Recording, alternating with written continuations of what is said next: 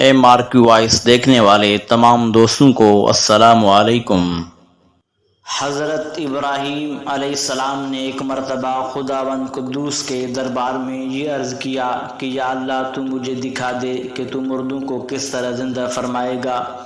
تو اللہ تعالیٰ نے فرمایا کہ اے ابراہیم کیا اس پر تمہارا ایمان نہیں ہے؟ تو آپ نے عرض کیا کہ کیوں نہیں، میں اس پر ایمان تو رکھتا ہوں، لیکن میری تمنا یہ ہے کہ اس منظر کو اپنی آنکھوں سے دیکھ لوں تاکہ میرے دل کو قرار آ جائے۔ تو اللہ تعالیٰ نے فرمایا کہ تم 4 پرندوں کو پالو اور ان کو خوب کھلاؤ پلاؤ،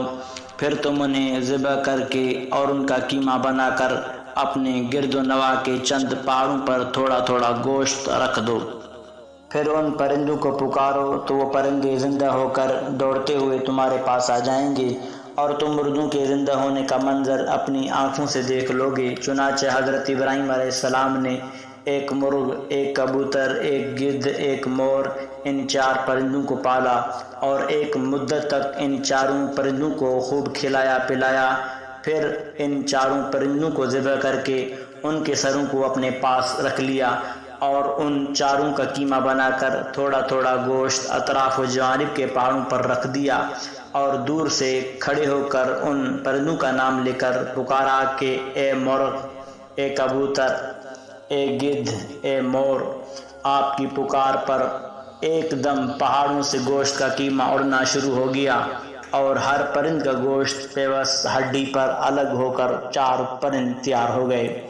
اور وہ 4 پرند بلا سروں کے دوڑتے ہوئے حضرت ابراہیم علیہ السلام کے پاس آ گئے اور اپنے سروں سے جڑ کر دانہ چگنے لگے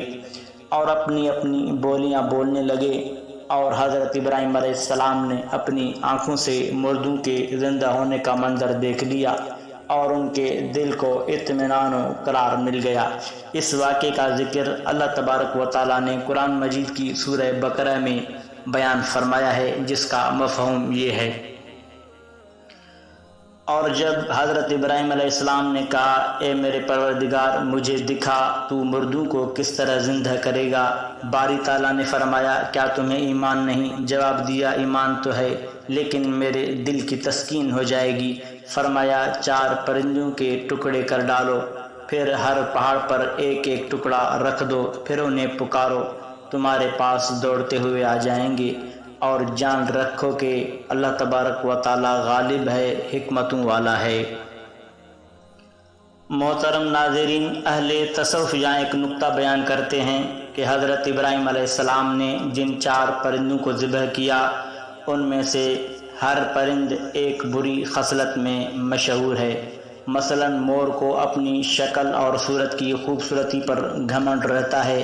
اور مرغ میں کثرت شہوت کی بری خصلت ہے، اور گدھ میں حرص اور لالچ کی بری عادت ہے، اور کبوتر کو اپنی بلند پروازی اور اونچی اڑان پر غرور ہوتا ہے۔ تو ان 4 پرندوں کے ذبح کرنے سے ان 4 خصلتوں کو ذبح کرنے کی طرف اشارہ ہے کہ 4 پرند ذبح کیے گئے تو حضرت ابراہیم علیہ السلام کو مردوں کے زندہ ہونے کا منظر نظر آیا اور ان کے دل میں نور اطمینان کی تجلی پیدا ہوئی، جس کی بدولت انہیں نفس مطمئنہ کی دولت مل گئی۔ تو جو شخص یہ چاہتا ہے کہ اس کا دل زندہ ہو جائے اور اس کو نفس مطمئنہ کی دولت نصیب ہو جائے، اس کو چاہیے کہ مرغ ذبح کرے یعنی اپنی شہوت پر چھری پھیر دے، اور مور کو ذبح کرے یعنی اپنی شکل و صورت اور لباس کے گھمنڈ کو ذبح کر ڈالے، اور گدھ کو ذبح کرے یعنی حرص اور لالچ کا گلا کاٹ ڈالے، اور کبوتر کو ذبح کرے یعنی اپنی بلند پروازی اور اونچے مرتبوں کے غرور پر چھری چلا دے۔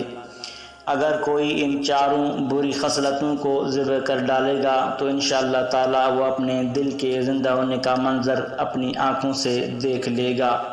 اور اس کو نفس مطمئنہ کی سرفرازی کا شرف حاصل ہو جائے گا۔ پیارے دوستو، اجازت چاہیں گے اس دعا کے ساتھ کہ سدا سلامت رہیں، اللہ نگہبان۔